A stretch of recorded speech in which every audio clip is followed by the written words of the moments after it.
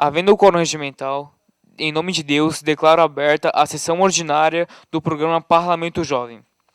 Em discussão, ata da sessão anterior, a sessão ordinária do dia 12 de julho de 2025, solicito que a primeira secretária realize a leitura da ata da sessão ordinária da quinta edição do Parlamento Jovem da Câmara Municipal. Lembrando, segunda secretária. Corrigindo. Aos 12 dias do mês de junho de 2025, às 15 horas, reuniram-se na Câmara dos Vereadores de São José, Santa Catarina, para a realização da sessão ordinária do Parlamento Jovem, com a presença dos jovens vereadores Ana Sofia da Silva, Caio Gonçalves, Elisa dos Santos da Silva, Franciele Desigrini, Gabriela Soares Matias, Gabriel da Costa Muller, João Pedro de Jesus Berté, Kaique Evandro Moreira da Silva, Kathleen Albertini dos Santos Nunes, Mariana Gainete Ramos, Nicole Alexandra Oliveira Sarmento, Hanna Vitória Benito Raiol, Rafaela dos Santos Oliveira, Vitor Hugo de Souza Sodré. Em seguida, o senhor presidente, o jovem vereador João Pedro de Jesus Berté, declarou aberta, em nome de Deus, a sessão e solicitou à primeira secretária, a jovem vereadora Gabriela Soares Matias, que fizesse a leitura da ata da sessão solene de posse, realizada no dia 8 de maio de 2025, a qual foi aprovada por unanimidade. Em seguida, solicitou à primeira secretária que realizasse a leitura do expediente, sendo informado que as proposituras enviadas pelos jovens vereadores são as indicações número 9 de 2025, número 10 de 2025, número 11 de 2025, do jovem vereador João Pedro Jesus Berté, e os projetos de lei número 1 de 2025 e número 2 de 2025, também de autoria do mesmo vereador. As indicações serão encaminhadas pela apreciação da mesa diretora desta Casa para possíveis encaminhamentos. Em ato contínuo, perguntou à primeira secretária, Gabriela Soares Matias, se havia vereadores inscritos para falar no expediente, em tema livre, por até 5 minutos. Logo após, o jovem vereador João Pedro de Jesus Berté fez uso da tribuna, cumprimentando a todos. Em seguida, agradeceu pela entrada dos projetos que instituem no calendário de eventos oficiais do município de São José a Semana Municipal de Conscientização sobre Efeitos do Cigarro Eletrônico nos Jovens e que garantem a reserva de 10% das cadeiras nas unidades básicas de saúde para atendimento ao grupo preferencial, ambos com demais disposições. Comentou sobre as conversas mantidas com as coordenadoras da UBS do Centro Histórico e de Barreiros, que vem enfrentando dificuldades em razão da alta demanda por atendimento. Informou ainda sobre o diálogo com o vice-presidente Michael Schlepper, que sinalizou a possibilidade de inclusão da UBS de Barreiros no programa de revitalização do município. O jovem vereador também manifestou seu repúdio ao projeto de lei número 2641/2025, que retrata da vedação da vacina compulsória no território nacional, alegando a ausência de respaldo técnico e científico. A jovem vereadora Hanna Vitória Benito Raiol subiu à tribuna, cumprimentando a todos e apresentou em seguida. Falou sobre o uso do cigarro eletrônico nas escolas, mencionando a influência do ambiente familiar e social nos hábitos dos jovens. Destacou ainda os impactos da greve na educação e no desenvolvimento infantil. Os temas são distintos, porém muito importantes para o desenvolvimento e a qualidade de vida das crianças. O presidente agradeceu a fala de todos os jovens vereadores. Não havendo mais inscritos para explicações pessoais, o presidente do Parlamento Jovem de São José passou a palavra ao senhor Paulo Henrique Hermes Vieira, que ministrou uma palestra sobre inteligência emocional e políticas públicas. O senhor Paulo Henrique Hermes Vieira abordou o tema inteligência emocional e políticas públicas de maneira dinâmica e reflexiva, partindo da pergunta por que você está aqui, incentivando os jovens a refletirem sobre a vocação pública e o equilíbrio emocional na política. Destacou ainda a importância de participar do do programa Parlamento Jovem, encorajando-os a fazer acontecer e a não perderem a essência na vida política. O presidente agradeceu pela palestra, destacando o engajamento dos jovens parlamentares, e finalizou com a citação de uma canção partidária: "O jovem que participa da política tem vontade de mudar e mudar a política do seu país."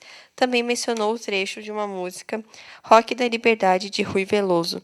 "Não podemos viver sem liberdade, e nunca devemos voltar a ver a cor do medo.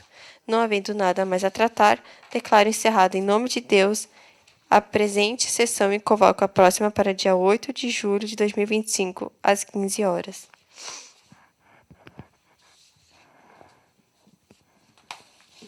Em votação, a ata da sessão anterior, solicito que os jovens vereadores que queiram fazer alguma observação na ata se manifestem. Como não há correções a serem feitas, solicito que a segunda secretária Nicole Alessandra Oliveira Sarmento faça a chamada nominal para aprovação. Ana Clara Larentino de Sá.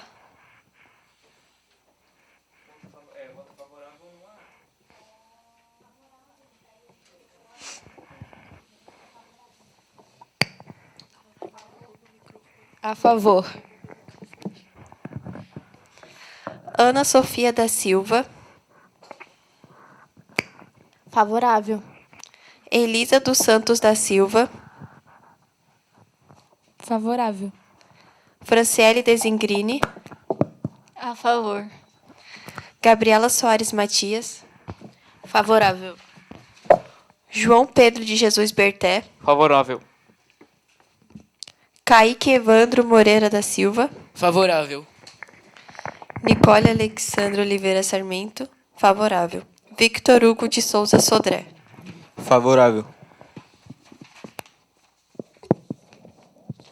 Aprovada a ata da sessão anterior por unanimidade. Solicito que a primeira secretária faça a leitura da matéria do expediente. As proposituras enviadas pelos jovens vereadores são: indicação número 12/2025 do jovem vereador João Pedro de Jesus Berté, a Secretaria de Segurança, Defesa Social e Trânsito, sugerindo providências para que realize a instalação em pintura de faixa de pedestre na rua 7 de setembro, adjacente à rua Deise Regina Farias, bairro Cobração. Indicação número 13/2025 do jovem vereador João Pedro de Jesus Berté, à Secretaria de Infraestrutura, sugerindo providências para que realize a revitalização das cadeiras de concreto da praça na rua 7 de setembro, ao lado da Patrícia Marques Clínica de Estética, bairro Cobração. Indicação número 14/2025 do jovem vereador João Pedro de Jesus Berté, a Secretaria de Educação, sugerindo providências para que realize a pintura da edificação do Colégio Maria Luísa de Melo, localizado na rua Jair Vieira, bairro Cobração. Indicação número 15/2025 do jovem vereador João Pedro de Jesus Berté, a Secretaria de Educação, sugerindo providências para que realize a recolocação da cesta de basquete na quadra do Colégio Maria Luísa de Melo, localizado na rua Jair Vieira, bairro Cobração.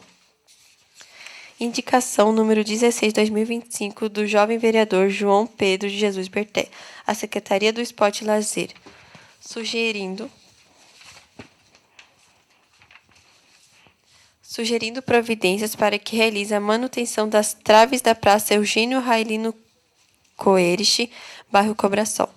Indicação número 17/2025 do jovem vereador João Pedro de Jesus Berté, a Secretaria da Segurança, Defesa Social e Trânsito, sugerindo providências para que realize a repintura da faixa de pedestres na rua Silvia Maria Fabro, em frente à Neurovital Terapias Integradas, bairro Cobração. Indicação número 18/2025 do jovem vereador João Pedro de Jesus Berté, a Secretaria de Urbanismo e Serviços Públicos, sugerindo providências para notificar os proprietários do terreno na Avenida das Torres, número 1490-1770, bairro Real Parque, para que providencie a construção de calçada. Indicação número 19/2025 do jovem vereador João Pedro de Jesus Berté, à Secretaria da Saúde, sugerindo providências para que realize a aquisição de novas cadeiras para a Unidade Básica de Saúde de Barreiros, localizado na rua Virgilino Ferreira de Souza. Indicação número 20 de 2025 do jovem vereador João Pedro de Jesus Berté, à Secretaria de Urbanismo e Serviços Públicos, sugerindo providências para que realize a notificação do proprietário do imóvel, localizado na rua Heriberto Russi, bairro Barreiros, para que o mesmo providencie a limpeza da calçada. Indicação número 21, 2025, do jovem vereador João Pedro de Jesus Berté, à Secretaria de Infraestrutura, sugerindo providências para que realize o reparo no asfalto localizado na rua José Victor da Rosa, número 53, bairro Barreiros. Indicação número 22, 2025, do jovem vereador João Pedro de Jesus Berté, à Secretaria da Segurança, Defesa Social e Trânsito, sugerindo providências para que realize a pintura da faixa de pedestres da rua Fúvio Vieira da Rosa, número 285, bairro Barreiros. Indicação número 23, 2025, da jovem vereadora Rafaela dos Santos Oliveira, à Secretaria da Segurança, Defesa Social e Trânsito, sugerindo providências para que seja realizada a manutenção do abrigo de passageiros de ônibus na rua Heriberto Russi, bairro Jardim Santiago. Projeto de Lei número 3, 2025, do jovem vereador João Pedro de Jesus Berté, que altera e dá nova redação dos artigos 4 e artigo 51 e adiciona-se o artigo 54 da Lei número 2446/1991 e dá outras providências. Projeto de Lei número 4, 2025, do jovem vereador João Pedro Jesus Berté, que oficializa o dia 2 de fevereiro como feriado municipal em homenagem ao dia de Nossa Senhora dos Navegantes. Projeto de número 5 de 2025, do jovem vereador João Pedro Jesus Berté, que institui o Programa de Ética Digital nas escolas, que compõe a Rede Municipal de Ensino de São José e dá outras providências. As indicações que estão completas com as informações necessárias serão encaminhadas para apreciação da mesa diretora da Casa, para possíveis encaminhamentos. Já as incompletas serão devolvidas aos jovens vereadores para serem complementadas. Pergunto à segunda secretária ad-hoc, Nicole Alessandro Oliveira Sarmento, se há inscritos para falar na tribuna sobre tema livre que queira defender ou expor por até 5 minutos. Inscritos: Elisa dos Santos da Silva.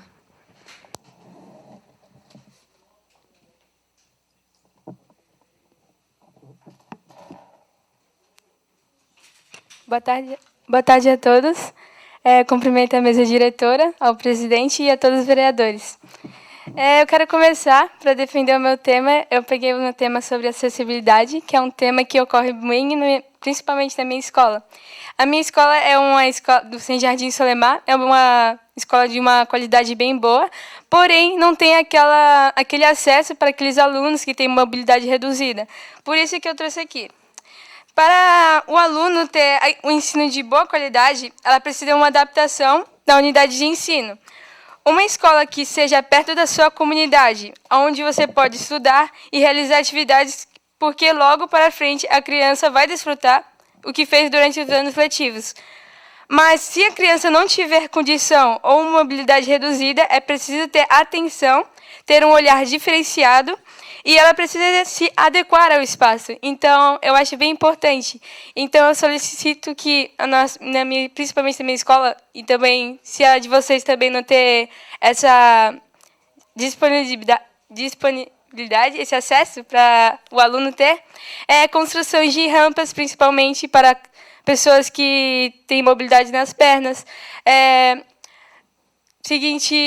Ter aqueles banheiros adaptáveis, principalmente. Também, não só isso, eu quero trazer outro, que é solicitar construções de mais escolas de ensino fundamental. Segundo os dados retirados no site da Prefeitura, que a rede municipal de ensino possui um total de 64 unidades, das quais 40 ofertam educação infantil e 24 oferecem ensino fundamental. Já parou para pensar que se essas crianças saírem na unidade infantil e para ir para o fundamental, quase não vai ter essas escolas para essas crianças. Então, eu solicito mais construções. E, para finalizar, tem outra questão que a gente já comentou sobre aqui, que é ter aquele apoio das psicólogos na escola, que eu achei bem importante, vai mudar a vida do aluno, principalmente.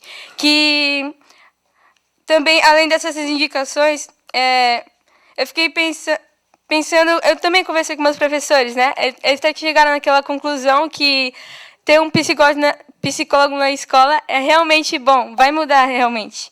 Então, pode chegar de extrema importância esse requisito, como também traz benefícios como apoio na saúde mental dos alunos, melhorar o processo de ensino na aprendizagem e também ajuda na orientação para a comunidade escolar. E é isso. Obrigada pela...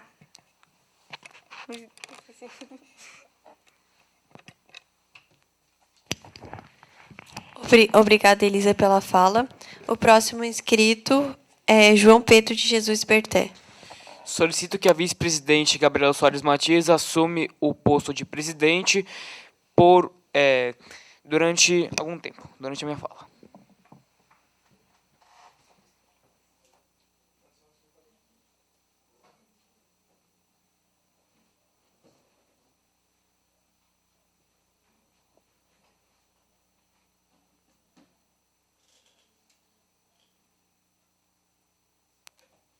Boa tarde a todos, boa tarde a todos os jovens vereadores aqui presentes, boa tarde à minha diretora. Bom, primeiramente, eu queria dizer sobre a minha visita ao Colégio Melão, Colégio Maria Luiz de Melo, que se localiza no Cobrasol, visita na qual eu fiz há uns 2 meses atrás, e eu fui recebido pela diretora Sonari, que é uma ótima diretora, que coordena muito bem a unidade, tanto que também coordenou outras unidades de ensino, como no caso lá no Francisco Tolentino de Barreiros. E ela me mostrou a situação do Colégio Melão, que se encontra principalmente com portas de sala quebradas. Claro, os alunos que, no caso da sala do nono ano, alunos ficaram chutando a porta e a porta não aguentou e quebrou. Dá nitidamente para ver que precisa de reparo, só que por enquanto a prefeitura não se organiza nada para isso, até porque é a gestão, né, do nosso chefe executivo. Essa é a marca da gestão, né, no meu caso. E também sobre a pintura.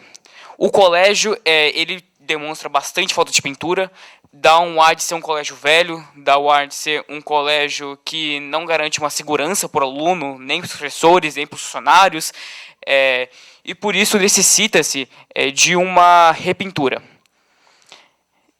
Isso, e quero passar também para falar rapidamente sobre um projeto de lei que eu fiz que aumenta o leque de ações da vigilância sanitária, que amplia seus deveres, garante transparência, garante a diversibilidade de órgãos que vão interferir de forma positiva num órgão tão importante que é a vigilância sanitária. E também um outro projeto de lei que eu preparei, que é sobre o programa de ética digital nas escolas. Todos sabemos que os jovens usam bastante a tecnologia. Vocês que estão aqui usam bastante tecnologia, eu uso bastante tecnologia. Quem está assistindo usa bastante tecnologia. Os jovens em geral que estuda, que trabalha, que faz faculdade. E claro, usar a tecnologia tem que ser de uma forma saudável que não prejudique ninguém. No caso, um exemplo de formas não saudáveis de exercer a tecnologia, que são no caso de cyberbullying, disseminação de fake news, os grupos paneleiros que algumas pessoas já conhecem, e sem contar do próprio vício em algumas tecnologias. Por isso que vem à tona esse projeto de lei, para ensinar aos jovens a ter um bom uso, um uso saudável de tecnologias, deixando um ambiente não tóxico, por exemplo, nas redes sociais. É algo que nós estávamos discutindo aqui em algumas sessões, inclusive foi dissertado pela excelente jovem vereadora Ana Sofia. E também, retratando agora sobre outro tema, eu vim falar das pessoas em situação de rua. Então, por exemplo, quando eu fui no Colégio Melão, na rua 7 de Setembro, tem uma pracinha na qual os bancos estão tão atolados no chão, estão quebrados. E quando eu fui tirar foto para fazer uma indicação, tinha um morador de rua que levantou. Bom, eu não paguei para ver e eu saí correndo de lá. E isso daí demonstra uns problemas da nossa cidade. Que, claro, o morador de rua ele precisa ter vontade de querer sair dessa situação. E isso, muitas vezes, é impossibilitado por causa das drogas. E também tem que ser uma internação, principalmente voluntária, até porque, primeiramente, o projeto de lei da internação involuntária, ele pouco serviu. Ainda assim, parecia uma solução milagrosa que ia resolver os problemas, só que, na verdade, só deixou a própria sorte. Não teve nenhuma grande diferença para a nossa cidade. E creio que até mesmo no Brasil.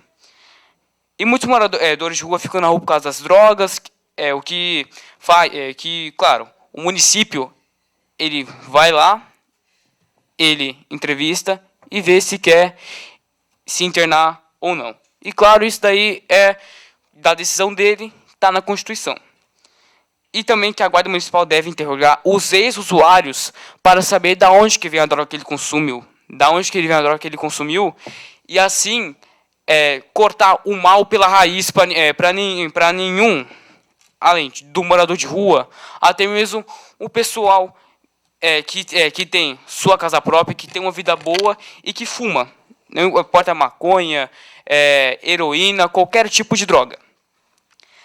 Além que, desculpa se possa ser um pouquinho radical, mas o Centropop ele tem que ser usado por por moradores de rua que querem essa situação. Até porque o vereador Crisan, ele me mostrou um vídeo de que era um relato de uma pessoa que trabalha no Centropop, na qual ele chamava o Centropop de bolsa crack. Eles iam lá, comiam, tomavam seu banho, saía e voltava para sua vida. E ia fazer isso de novo. E assim, eles viviam a vida deles, sustentado pelo Estado, que faz de tudo para que ele saia da situação, mas ele não quer. E claro, tem que ser ampliado. Só o Centropop, que está no roçado, não é o suficiente. Não só a prefeitura, e também que a prefeitura, mais especificamente, fica falando só, mas a faixa de Gaza lá que fica do lado de Floripa. O morador de rua não fica só lá na faixa de Gaza, fica em outras regiões. Ou tu acha ou o prefeito, o vice-prefeito também que fez vídeos, não é só na faixa de Gaza, é no Cobrasol, é em Barreiros, ou seja, tem que ter um olhar ampliado e não viver só de TikTok falando que nós estamos entrevistando, nós estamos fazendo o bem para a cidade. Até porque todo mundo sabe que o TikTok não convence ninguém e que a casa um dia vai cair para quem acha que disso só irá sobreviver e irá conquistar novos ares. Muito obrigado.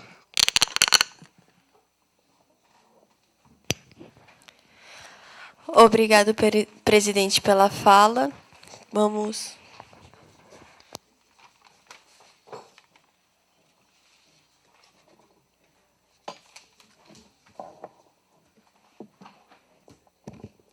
Não havendo mais inscritos para explicações pessoais, passo a palavra ao convidado, o sargento Murilo Galdino de Souza, que irá palestrar sobre práticas de salvamento e combate a incêndios.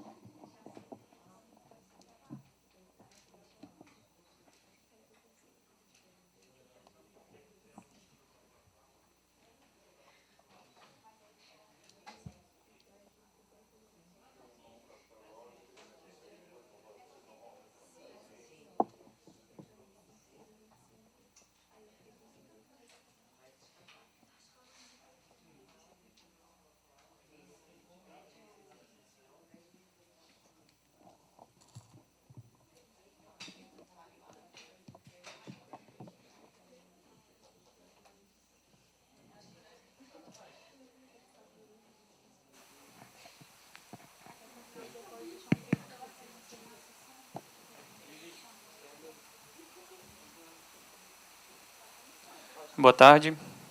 Tudo bem, presidente, vereadores, jovens vereadores.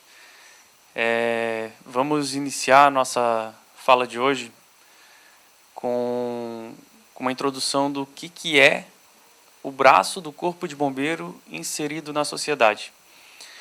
No início vou começar com a inserção do conceito de brigada orgânica, porque é o braço do Corpo de Bombeiro inserido na sociedade, mas no princípio, quando a gente começa uma relação com o perigo que hoje é o cuidado que o Corpo de Bombeiro tem, nós temos uma relação direta com o fogo e consequentemente, histórias trágicas com relação ao descontrole do fogo. A brigada orgânica é uma medida preventiva contra incêndio e o braço do Corpo de Bombeiro inserido na sociedade seria todos os sistemas e medidas preventivos contra incêndio. Desde o extintor, que é um sistema preventivo por extintores, a placa de saída, a luminária de emergência, ou até mesmo as pessoas que têm certo conteúdo para fazer esse primeiro combate a um princípio de incêndio. Hoje nós vamos terminar com um dos inúmeros temas que o Corpo de Bombeiro ensina à sociedade, seja lá no Bombeiro Mirim, na 4ª série, sejam nas palestras envolvendo a CIPAT, Semana Interna de Prevenção ao Acidente de Trabalho, ou envolvendo as nossas atividades junto à educação, formando em alguns momentos, quando possível, os professores da rede pública, que hoje a gente induz a fazer os nossos cursos online, gratuito, voltados à Lei Lucas. E, quando possível, a gente faz algumas práticas também, como a gente está fazendo aqui nessa Câmara. Então, a Brigada Orgânica é um dos modelos de como o bombeiro entra dentro da sociedade, se infiltra na sociedade com os conteúdos e conceitos para trazer mais segurança. Quando a gente fala desses conceitos, é preciso que tenha alguém com poder de fala. E eu quero me apresentar aqui para vocês.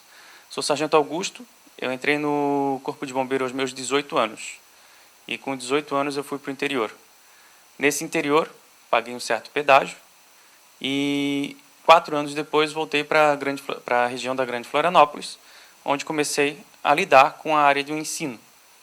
Hoje sou formado em Química, sou professor de Química, faço ações de coordenação pedagógica, de gestão de processos e tenho também as minhas formações em instrutor de trânsito e a minha atuação dentro do Corpo de Bombeiro é na Câmara Técnica de Estudo para Elementos Radioativos, emergências envolvendo elementos radioativos e agora também um estudo com relação a incêndio em baterias com íons de lítio, que seria uma coisa que está chegando aí, um perigo que está chegando, e no futuro a gente vai ter que discutir sobre isso. Mas não hoje.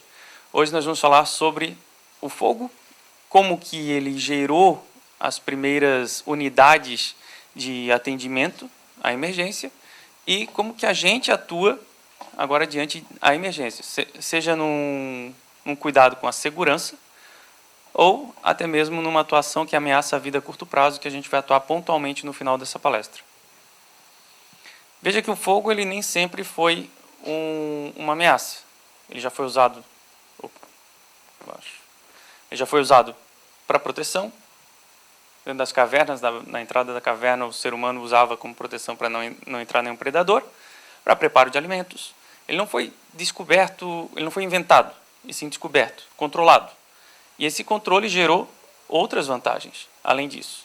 Gerou, por exemplo, a iluminação dentro das nossas casas, que na época do incêndio de Roma era a iluminação que era gerada por óleo de balé, por óleos no geral, e perdeu o controle, fazendo com que se queimasse uma grande parte da cidade. Enorme, para falar a verdade. E como é que isso aconteceu? Bom, as casas começaram a ser construídas muito próximas uma da outra. E com isso, gerou esse risco. Se um desse bobeira, a casa do lado ia queimar junto. Porque não tem como a gente simplesmente estar seguro dentro da nossa casa e acreditar que não vai ser afetado pelo comportamento do outro. Quem mora em apartamento? Aqui, de vocês. É casa? Todos casa? Sim. Se o seu vizinho começa a armazenar munição e explosivos e bombas, você ficaria seguro? Não. Então, a ideia de compartimentação é uma ideia de trazer segurança. Nos prédios, hoje em dia, nós... Vamos colocar aqui uma situação. Se você estivesse no 18º andar de um prédio e o 17º andar começasse a pegar fogo, quanto tempo você acha que demoraria para chegar num local seguro? Oi? Não muito? 1 minuto, 2 minutos, 10, 20? Menos 5? Bom, Aí dependeria do local seguro, até porque embaixo, utilização de escadas, dependendo do lugar que o incêndio começou, seria inviável. Aí, no caso, até mesmo no caso do edifício Joelma, que muitas pessoas, em do Andraus, as pessoas subiram até o terraço e esperaram o corpo de bombeiros, ou até mesmo pessoas civis, pessoas comuns, resgatarem de helicóptero. Tanto é que o helicóptero começou a ser utilizado pelo corpo de bombeiros justamente por conta desses 2 incêndios. do Andraus, mais especificamente, né? Sim. Mas olha só, hoje nós não temos uma realidade como o Joelma ou o Andraus. A realidade de hoje é que no 18º andar de um prédio aqui na região da Grande Florianópolis, ou em Santa Catarina mais precisamente, você caminha até o corpo da escada e a primeira porta já te coloca em um local seguro. E é por conta de histórias, não como essa, porque essa daqui já faz bastante tempo, já nos ensinou o que tinha para ensinar. E agora a compartimentação, ela é feita dentro dos nossos edifícios. Aqui nós não temos um armazenamento de uma carga de fogo muito grande. É outra finalidade a ocupação desse prédio. Mas a ocupação do prédio vai determinar como é que vai ser feita essa compartimentação. Essa separação do que pode pegar fogo, quanto que vai se espalhar, quanto que não vai se espalhar. E eu tenho um momento ali que eu vou falar do Joelma. As normas começaram a surgir com os grandes desastres. Foi preciso pegar fogo para as pessoas entenderem que o perigo está presente. E em 25 de março de 1911, em Nova York, nós tivemos 146 mortos decorrentes de um incêndio onde as portas estavam trancadas. Por quê? Porque relações trabalhistas faziam com que você trabalhasse sem a opção de se levantar e ir lá fora tomar um ar. Então não existia isso e as portas eram trancadas. Por conta das portas trancadas também, entre outros fatores, 146, a maioria mulheres, que estavam trabalhando numa confecção em Nova York, morreram decorrente desse incêndio. Esse incêndio nos ensina várias situações. Esse incêndio em Bruxelas, que morreram 323 pessoas, também nos ensina diversas situações. Mas esse daqui já começa a ser sentido pela nossa sociedade de uma maneira diferente. Tem ideia do porquê? Ocorriam incêndios antes deste. Esse daqui morreram 181 pessoas. Tiveram incêndios que morreram mais pessoas. Tiveram incêndios maiores. Tiveram incêndios que foram mais drásticos. Porém, aqui a gente tem o advento do surgimento da televisão. E o que antes as pessoas escutavam pelo rádio, que, meu Deus, tem pessoas caindo. Agora, as pessoas pulando dos prédios eram vistas na tela da televisão. E isso gerou um impacto enorme. São Paulo tomou a iniciativa de aprofundar as legislações e as regras de combate a incêndio. Não só o combate, mas sistemas e medidas preventivos. Aqui existiam sistemas e medidas preventivos, só que as caixas d'água não podiam ser acessadas, porque o registro geral debaixo da caixa d'água estava fechado. A reserva técnica de incêndio já era uma realidade. A caixa d'água, para quem não sabe, tem um fundo dela que é reservado exclusivamente para incêndio. Então, se faltar água na sua casa, pode ser que naquele registro do hidrante de parede, no apartamento, né? No hidrante de parede, quando tiver o sistema hidráulico preventivo, vai ter água ainda. Por quê? Porque existe uma reserva de água para isso. E aqui já existia, só que não havia fiscalização. A fiscalização foi intensificada, os anos se passaram e aconteceu mais um desastre no dia 27 de janeiro de 2013. 27 de janeiro de 2013 morreram 242 pessoas, entre pessoas pisoteadas, queimadas, intoxicadas por conta de uma balada que pegou fogo. Essa balada, ela tinha o alerta do Corpo de Bombeiros dizendo: não vai dar certo. Porém, nessa época, o bombeiro não tinha a chance de chegar para um prédio e dizer assim, ó, uma balada, e dizer: você não vai abrir essa balada, hoje não vai funcionar. Quem é que tem o poder hoje de fazer isso? Ministério Público, Polícia? Ministério Público. Na época, antes dessa data, o Ministério Público poderia ir lá e dizer para não funcionar. Mas esse poder não podia partir de um advogado, porque ele não ia entender, de fato, o perigo que uma superlotação podia causar. E esse entendimento surgiu depois de muita luta das famílias dessas 242 pessoas, que tinham entre 18 e 21 anos, ou pelo menos a maioria deles, e as famílias lutaram para que houvesse alguma legislação que impedisse o acontecimento disso de novo. Agora pergunto a vocês. Vocês têm entre 14 e 16 anos, correto? Sim. Vocês conheciam essa história da Botkiss? Sim. Será que o mundo conhecia essa história antes dela acontecer? Será que já tinha acontecido outra vez? Exatamente 10 anos antes, na boate Day Station, já tinha acontecido. Também teve um na Argentina também. Na Argentina não. No acho que da Argentina foi clube de boliche, alguma coisa assim, né? Teve Buenos Aires. Histórias estão aí para nos ensinar. Esses ensinamentos vão fazer o que com a gente? Vão fazer com que a gente tome iniciativas. Eu estou vendo que vocês são pessoas de iniciativa. Olha só o que vocês estão fazendo aqui hoje.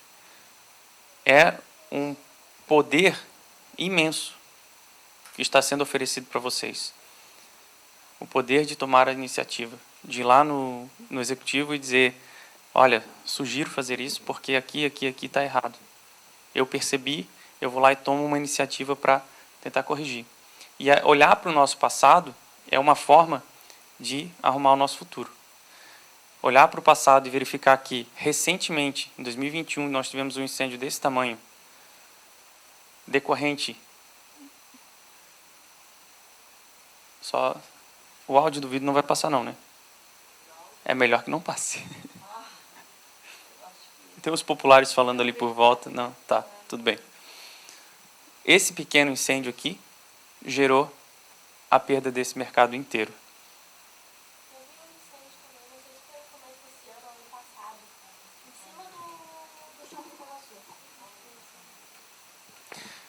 Do Itaguaçu? O Itaguaçu já teve alguns episódios de incêndio. A maior parte deles em praça de alimentação. Mas, tipo, foi em cima onde tem, sabe, as partes do ar-condicionado e essas Foi coisas. no Shopping Continente. Mas teve no Itaguaçu também.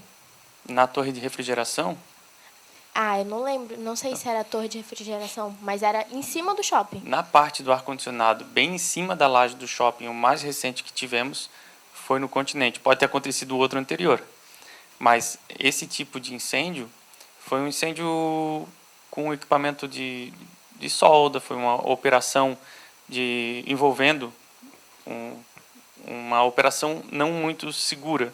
Então precisava assim tem algumas coisas a se pontuar, que não é o caso da gente pontuar aqui, mas a torre de refrigeração foi um incêndio que trouxe parte do material muito semelhante ao material que circulou na Botkiss. Porém, ele foi para a atmosfera. E agora, na Botkiss, não. Na Botkiss ele ficou contido. Não querendo me aprofundar muito nos detalhes da Botkiss, mas nas consequências, a gente pode ver que essa história, mesmo que seja uma segunda vez que esteja acontecendo, ela tem que gerar novas legislações, novas atividades, como a capacitação dentro de empresas, que nos gerem uma ânsia de buscar soluções e segurança.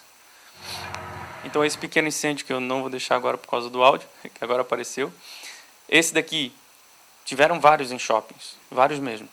Esse do Continente foi evacuada a população. E a gente precisa entender que isso é resultado de alguns desastres que se passaram. A ideia de evacuar a população. E como é que a gente faz isso? Bom, nós precisamos de pessoas proativas que tomem conhecimento de um plano de evacuação. Que pessoas em posição de comando, em posição de chefia, que se preocupe em atender às normas regulamentadoras. A evacuação leva as pessoas para um ponto de encontro, só que nem sempre isso acontece em um horário de funcionamento. Então, os desastres, nós não estamos livres dos desastres, porque pode acontecer em horário que está tudo fechado, como essa empresa de tecido, que foi uma carga de incêndio bastante relevante e nos levou aí um bom tempo de combate para controlar. Esse daqui é o mesmo caso, onde foi próximo da meia-noite, a mais ou menos uns 800 metros do Corpo de Bombeiro do Estreito. Foi o melhor tempo-resposta de caminhão que já teve. Vejamos, o controle de uma população é a nossa maior preocupação hoje em dia. Hoje em dia, a gente não quer dizer que a gente não se preocupe com o patrimônio que está ali queimando, mas a nossa prioridade é qualquer vida que possa ser perdida por conta daquele desastre. E como é que é organizado isso hoje?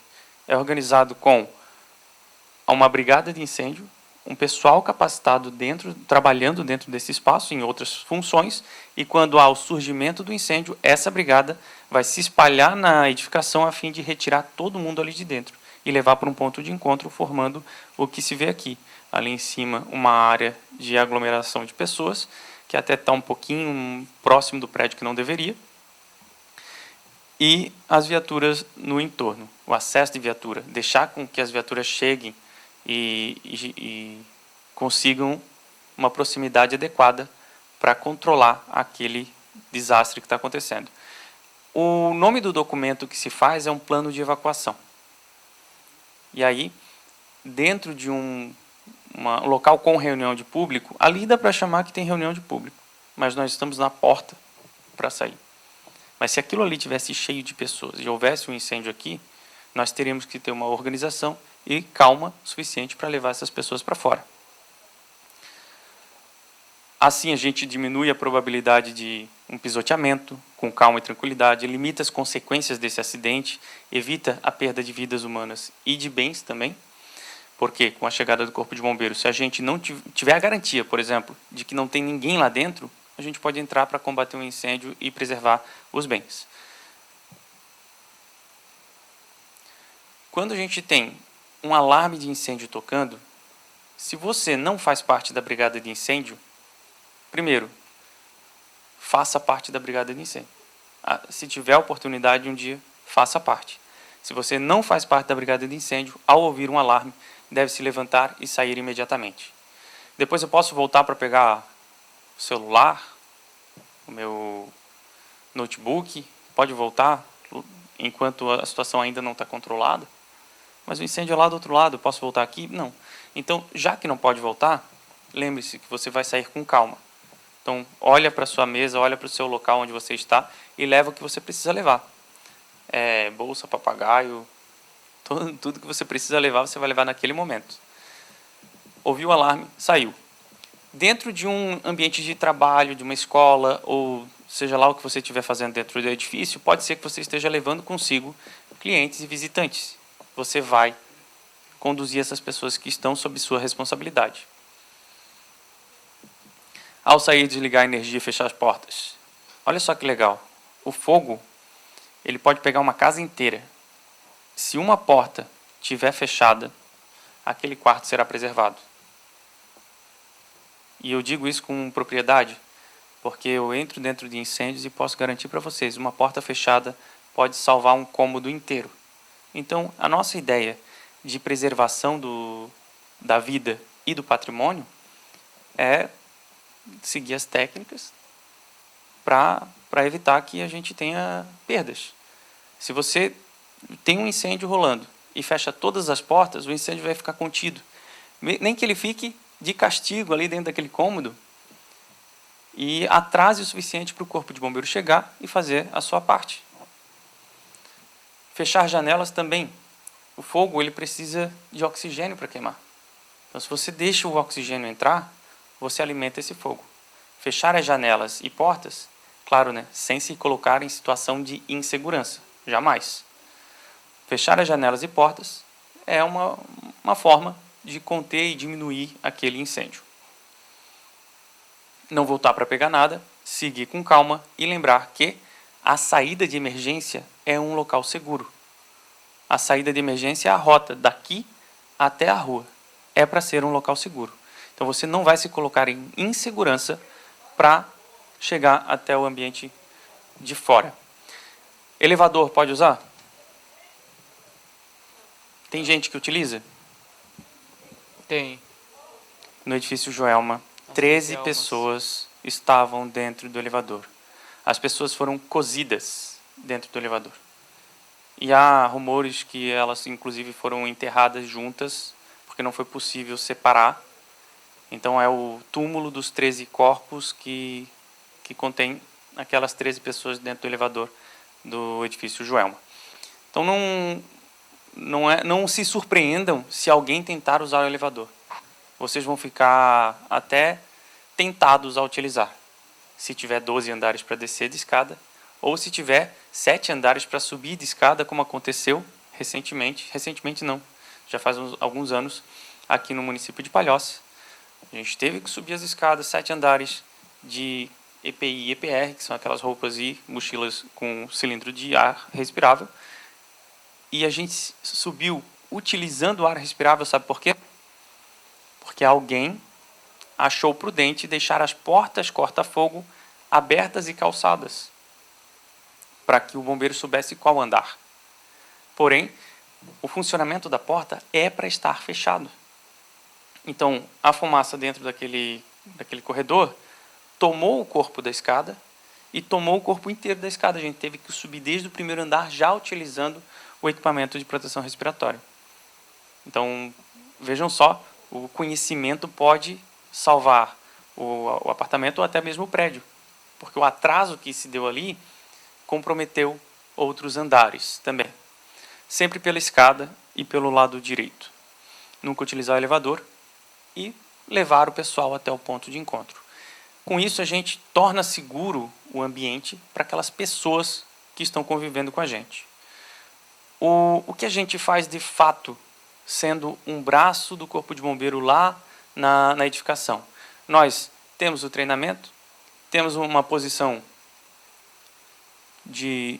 não aparece na televisão, né? Um estado de prontidão, que seria você saber o que fazer, estar pronto para socorrer em caso de algum acidente, ou em caso de alguém passar mal, ou em caso de alguém se engasgar. Ao saber o que fazer, você está já em estado de prontidão.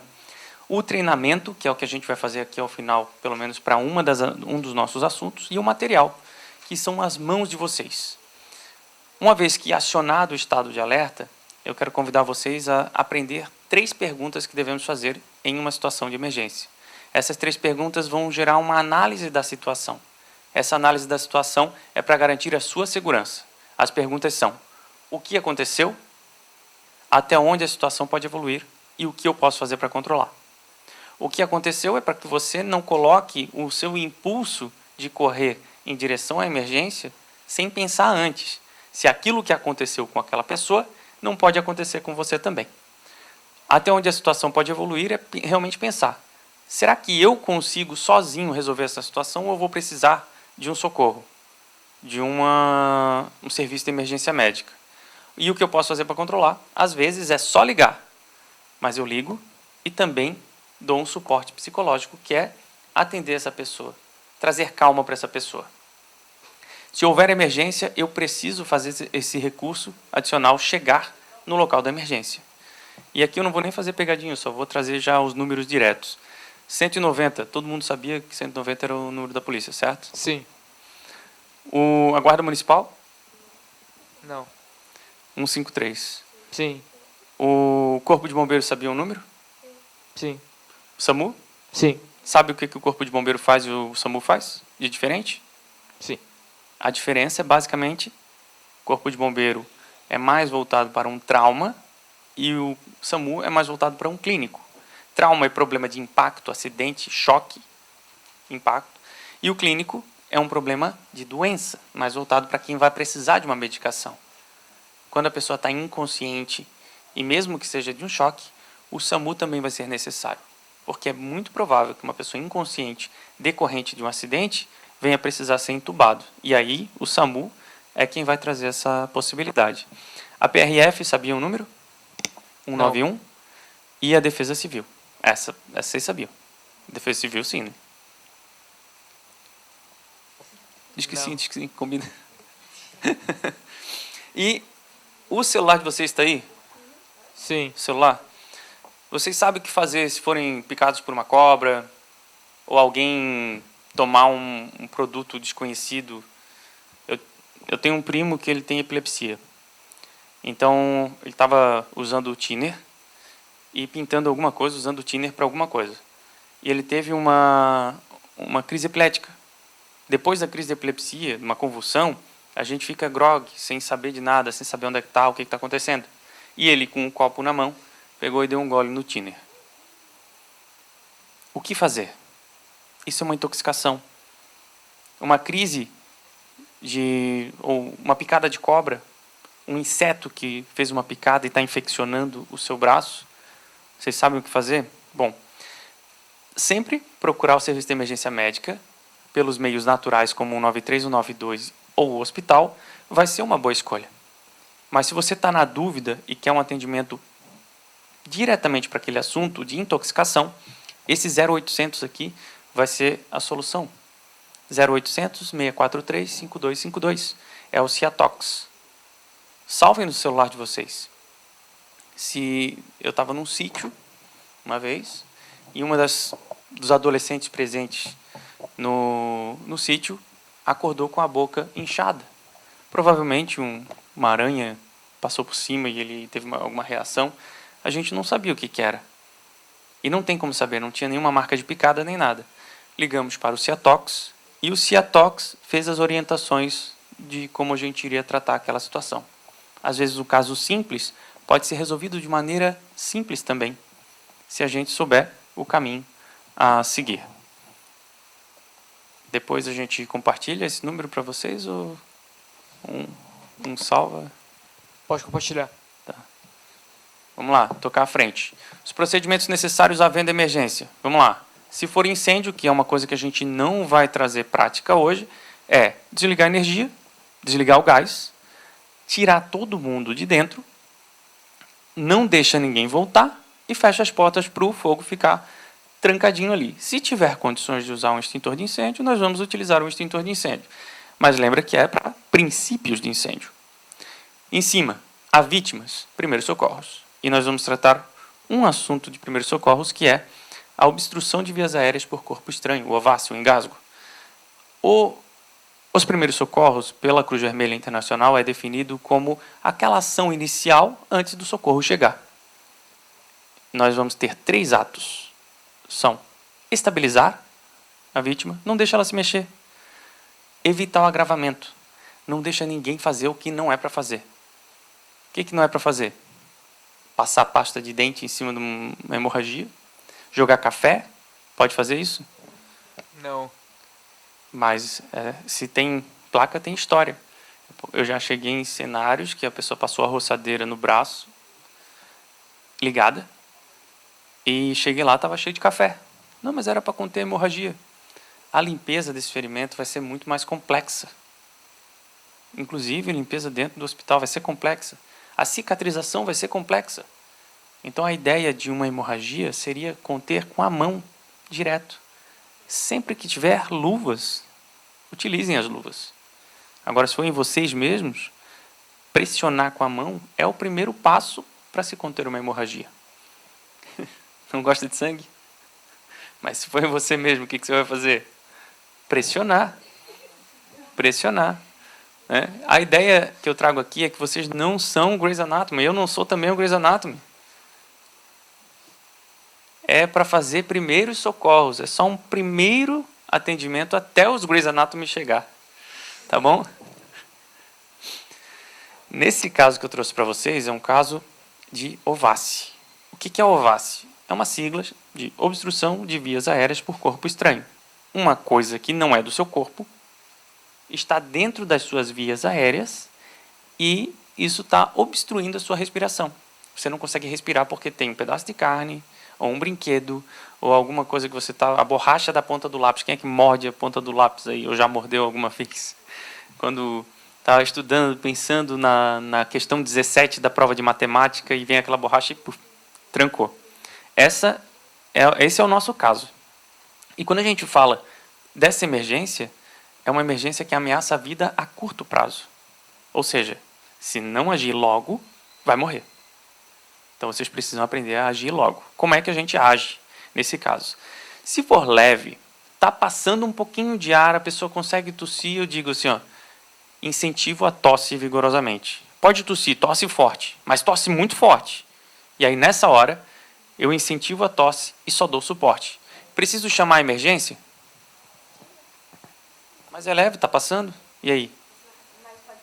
Pode piorar, pode trancar tudo.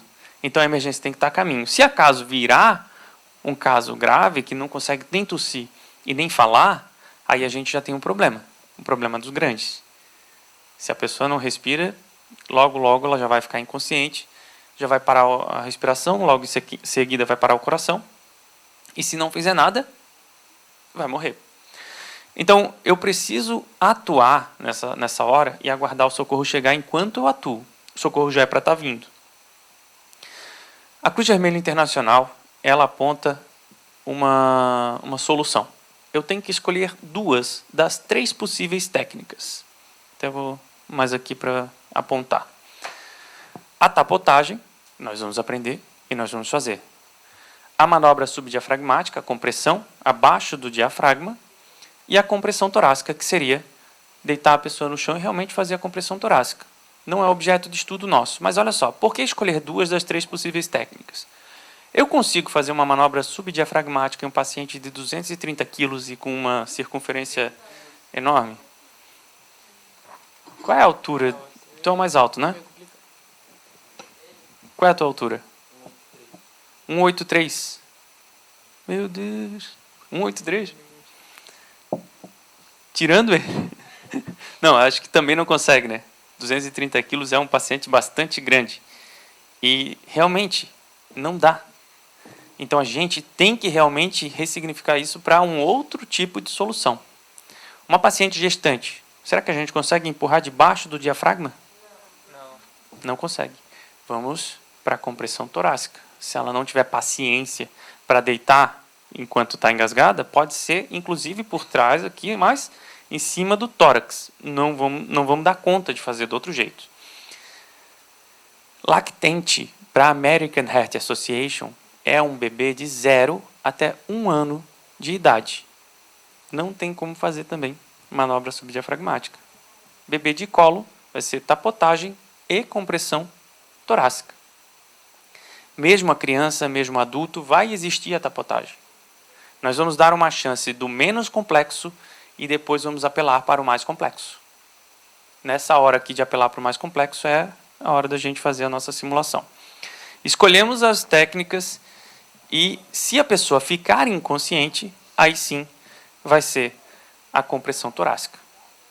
E a compressão torácica é um plus que, se a gente tiver com tempo, a gente pode se estender para essa prática. Mas, a princípio, a gente vai treinar essa solução. Então, eu preciso de um voluntário aqui, na frente.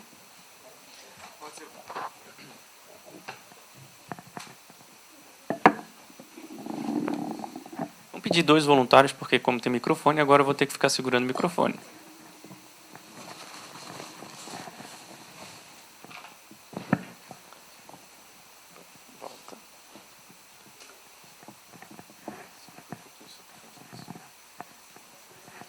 Não é só para...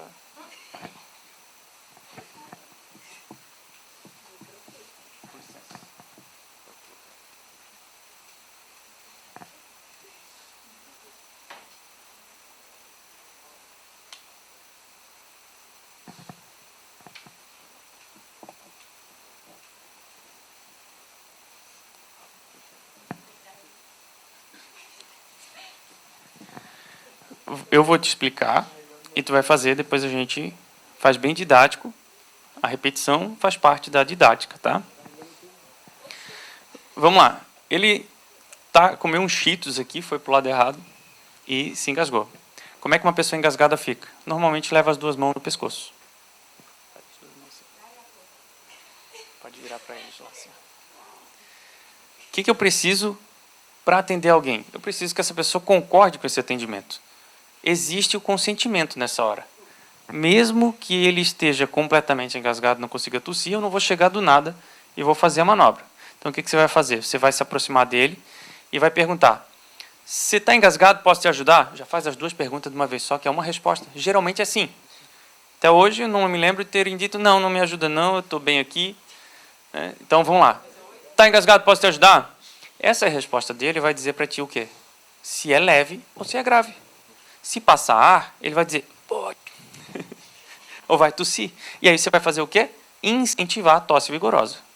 Caso contrário, ele diz que sim, mas não está passando ar.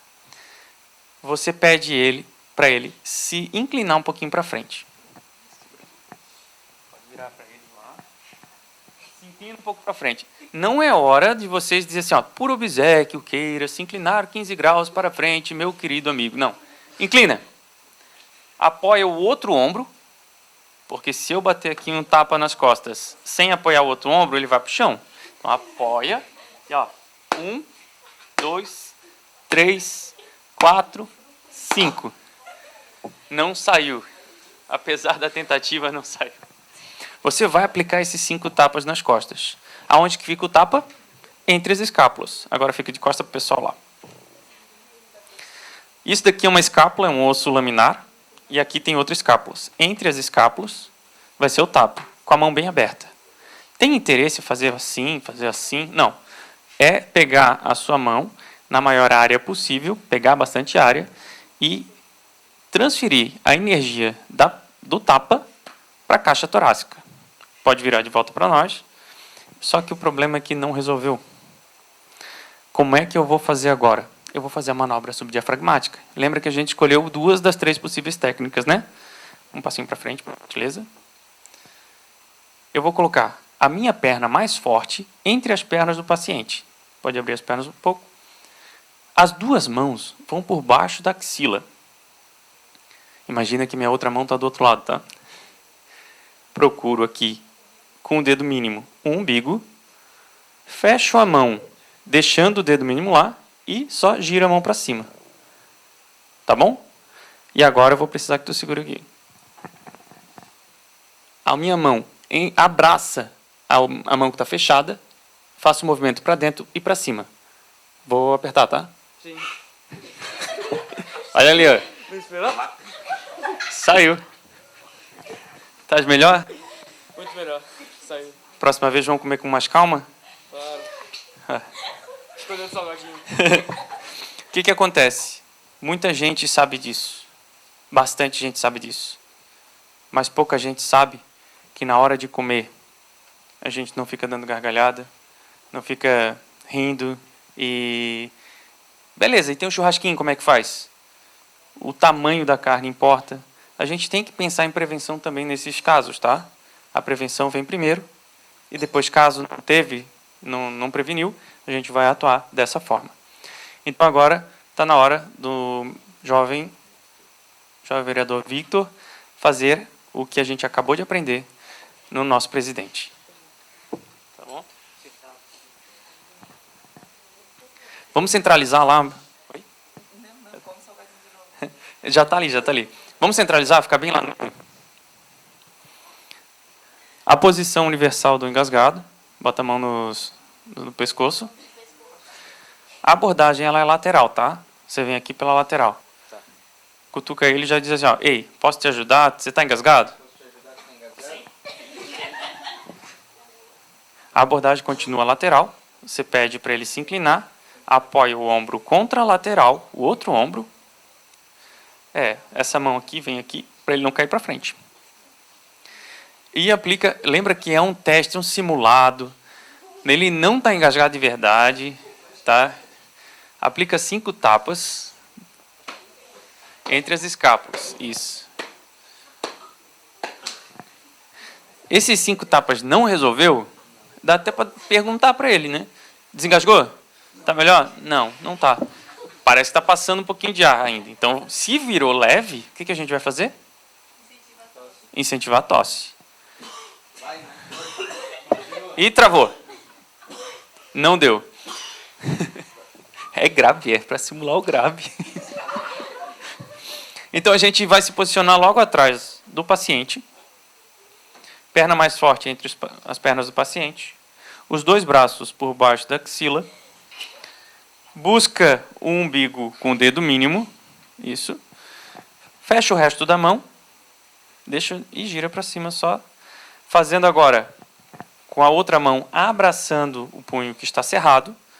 E o movimento é para... Calma, ainda não. Deixa eu descer um pouquinho aqui, que senão não vai dar certo. O movimento é para dentro e para cima. Com a mesma intensidade e o mesmo vigor que a tosse dele. Para dentro e para cima. Pode fazer.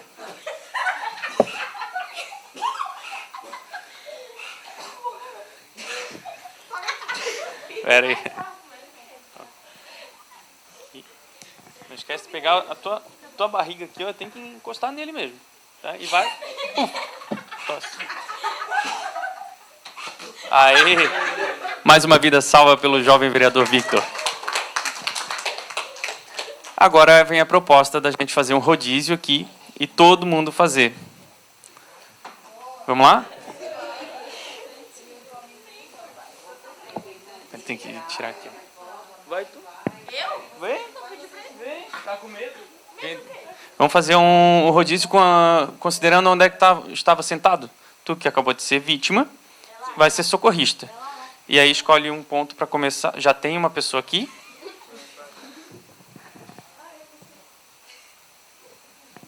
E aí a gente vai rodando assim. Todo mundo vai ser vítima e todo mundo vai ser socorrista, entendeu? Agora pode clipar ali o colete nela.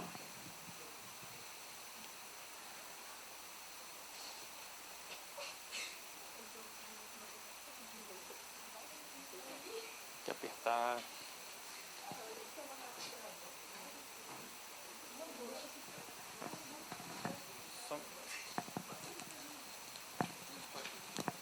O Chito já está ali dentro?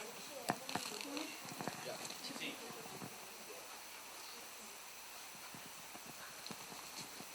É opcional. Não vai ser necessário todo mundo. Tá ali mesmo? Tem uma agora. Se não sair, a gente vai colocar esse daqui, porque esse daqui é para ser mais fácil de sair. Sim. Então nós vamos seguir a cruz vermelha. Eu só tenho um detalhe para falar para todos vocês. Lembra que a gente vai seguir uma diretriz, só que não é só essa diretriz que existe no mundo. Na Austrália, ela diz uma coisa, a diretriz, na África do Sul diz outra. Então é possível você encontrar outras diretrizes, outras literaturas que vão apontar para algo diferente disso. Mas nós estamos baseados numa diretriz oficial da Cruz Vermelha Internacional. Tá bom? No que diz a obstrução de vias aéreas. No que diz a RCP e tudo mais, a gente segue a American Heart Association. E no que diz a trauma, o PHTLS, que é o Pré-Hospital PHT, Trauma Life Support. Vamos lá? Engasgada, as duas mãos no pescoço. O que você faz, inicialmente? Pergunta. Consentimento. Se está engasgado, se é grave. Vamos no simulado. É grave. Calma. A gravidade a gente define se vai sair som ou se vai sair tosse. Se passa um pouquinho de ar, você identifica como leve. Se não passa nada, é grave. E se não passa nada, agora você vai ter que atuar. Não passa nada. Borda lateralmente. No mesmo que foi o... Começando com a tapotagem. É no mesmo caso da manobra? É a mesmíssima coisa, só que agora é o tapa. Começa com o tapa. Ah, tá. Apoia o outro ombro. Apoia por aqui, ó, o outro ombro lá. Sim. Por aqui, ó. Ah, tá. Aí inclina ela para frente, sem muito tempo, né? Então é só inclina. Vamos testar nossa voz de comando aqui, né? Inclina aí. E tapa nas costas. 5. É simulado. Sim. Desculpa, Tá bom. 5 tapas aplicados. Saiu? Não saiu. Então, pode dar um passinho para frente, para inclusive ficar mais fácil aqui, ó. Você vai pedir para abrir um pouco as pernas, botar a perna mais forte. Por que a perna mais forte entre as pernas do paciente? Se ela desmaiar, caso a vítima desmaie, você tem condições de segurar. E aí você apoia e deita a pessoa. Pode colocar os 2 braços por baixo da axila. Identificar o umbigo ali, que é essa pecinha branca aqui. Isso. Ó. A mão que identifica o umbigo, você vai fechar. Gira a mão para cima. Fecha a mão aqui no umbigo. E gira a mão para cima agora. Isso, fechado. Fechou a mão. Só gira assim, ó. Tá. De uma forma que, se você abrir a mão, a palma da mão vai estar virada para baixo. Então é nesse cenário. Não é assim, é assim. Isso. Não, tava certo antes. Isso. A outra mão vai abraçar essa mão fechada. E agora você vai fazer uma tosse por ela, para dentro e para cima. Pode começar? Pode começar. Você se posiciona um pouquinho lateral, né? E aqui, ó, a sua barriga, suas costas, tem que encostar ali para que você comprima contra alguma coisa. Fazendo com vigor um empurre.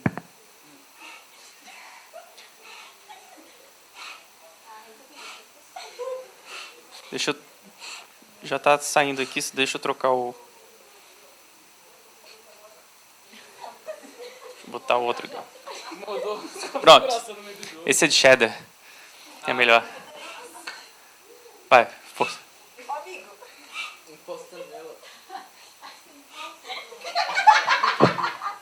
Tosse forte. Isso. Ó, peraí, ó. A tua mão virou assim. Nessa hora a gente precisa mesmo do microfone, não? Essa hora pode ir.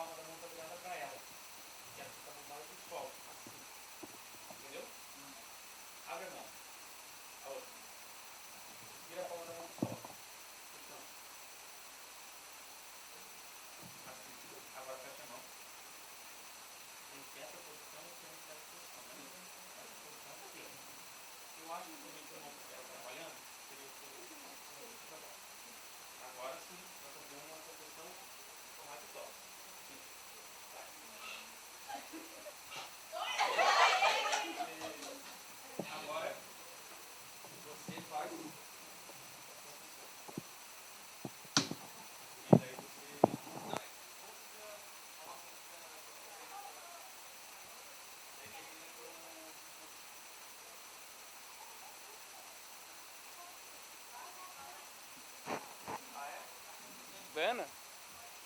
Vai. Vai. Vai, Ana.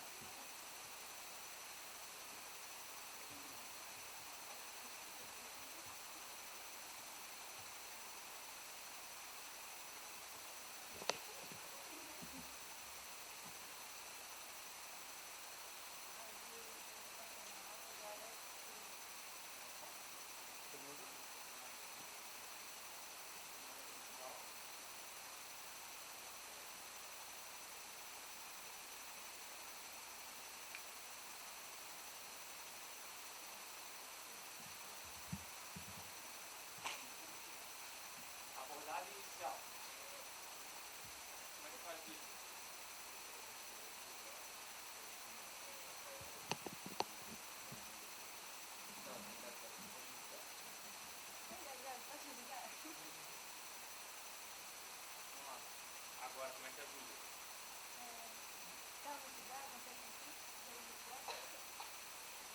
Faz que não. Aí, nessa hora, você já vai chegando e inclina, já inclina sobre o teu apoio. Que isso? Essa é a mesma posição. Agora, quem tapa as costas? Lá, né? Foi? Cuidado. Saiu? Não saiu. Agora nós vamos.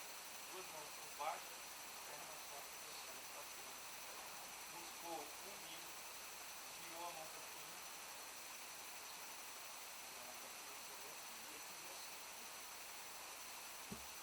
Agora, agora de novo, tosse por ela. Isso. Aê.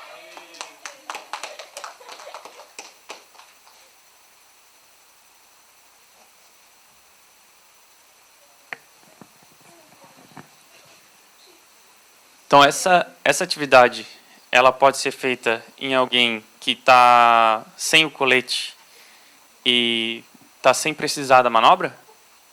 Eu posso fazer sem o colete em alguém saudável? Não. Esse colete, ele vem justamente para simular, então eu não vou fazer em alguém sem o colete essa manobra. Tá bom? Se eu chegar a pegar qualquer pessoa e brincar de fazer isso, ou tentar ensinar em casa como é que se faz, posso ensinar, mas não posso comprimir, tá bom? Isso é importante falar, o óbvio precisa ser dito, né? Então, nós conversamos um pouquinho sobre como o Corpo de Bombeiro tem se inserido dentro da sociedade, da onde que vem essa inserção, olhar para o nosso passado e planejar o nosso futuro através de coisas que são feitas dentro dessa casa aqui, leis, e técnicas práticas de como salvar uma vida diante de uma ameaça à vida a curto prazo. Antes de terminar, nos Estados Unidos a gente tem uma campanha que é o Hands Only. O Hands Only é uma técnica que foi divulgado na sociedade lá para se identificar alguém que não respira, basta ligar para a emergência e comprimir forte e rápido no centro do peito. E isso pode duplicar ou até mesmo triplicar as chances de vida de alguém. Tá bom? E aí a gente termina com o meu muito obrigado à atenção de vocês.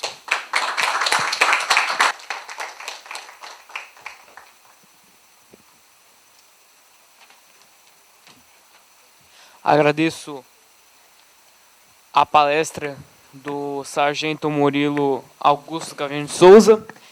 É algo que foi muito importante para nós, tanto no caso da simulação, tanto para saber da história de como erros, desastres, tanto erros humanos, tanto o acaso, fez mudarmos nossa concepção